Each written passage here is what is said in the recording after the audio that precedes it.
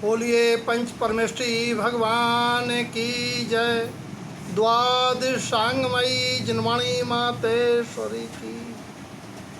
अष्टांग का पावन पर्व, चतुर्थ दिवस का आराधन पर्व, उपगुहन अंग। उप अर्थ आत्मा, जैसे उपाध्याय, जो आत्मा का ध्यान करें, आत्मा की ही चर्चा करें, आत्मा का पठन पाठन कराएं। तो यहाँ उपनाम आत्मा, आत्मा को छिपाना अर्थात आत्मा के गुणों को छिपाना, यानी अपनी प्रशंसा स्वयं नहीं करना। क्यों अपनी प्रशंसा करेंगे तो लोक में भी निंदनीय है और नीच गोत्र का बंध होता है।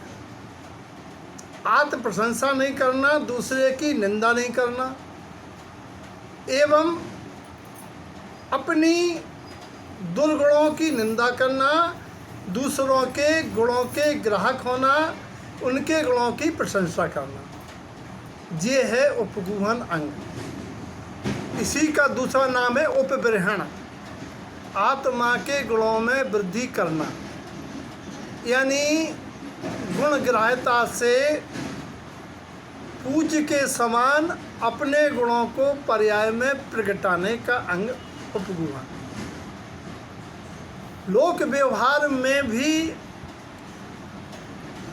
किसी की गलती को सबके सामने उजागर करके उसको डेमोलाइज, हतोत्साहित नहीं करना, बल्कि सुधरने का अवसर देना। प्रथमान युग में ऐसा दृष्टांत आया है, जिनेंद्र भक्त सेठ ने क्षुल्लक जी को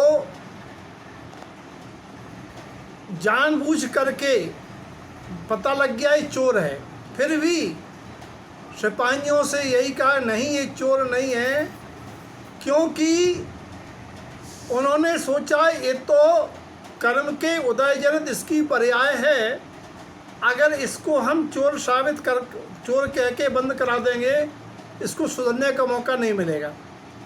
तो उन्होंने कहा नहीं नहीं, ये रतन तो मैंने, जो उन्होंने जिनालय से चुराया था, सिपाहियों ने पीछा किया, जिनेंद्र सेठ ने कहा मैंने मंगाया था, सिपाही चले गए। फिर अकेले में उन्होंने डांट लगाई कि अगर चोरी करना थी तो क्षुल्लक का भेष क्यों बनाया? आपको पता है मैंने आपको क्यों छुड़वाया, आपका मान क्यों रखा? क्योंकि आपके मान की परवाह नहीं है, परवाह ये थी कि लोग कहेंगे जैनियों के क्षुल्लक ऐसा करते हैं। लोगों की विश्वास हट जाता क्षुल्लक जी पर, जैन धर्म की निंदा होती, इसीलिए उन्होंने धर्म की रक्षा के लिए उनकी कमी को छिपाया। अपने परिवार में भी अगर आप अपने आश्रितों की कमी बताते हैं तो आज वैसे ही ब्याह नहीं हो रहे, और लड़का अगर गलत काम करता है, कोई शिकायत करने आया और आपने कह दिया हाँ ऐसे ही करता है, पुष्टि हो गई।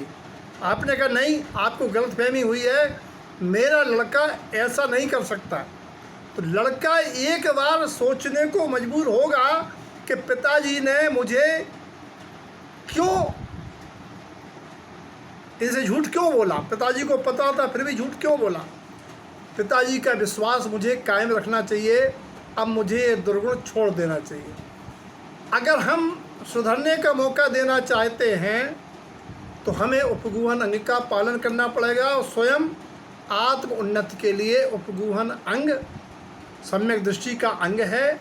इसी से सम्यक दर्शन की शुद्धि, निर्मलता, पुष्टि होती है। इसीलिए हम सबके जीवन में उपगुहन अंग प्रकट है। ऐसी मंगल भावना।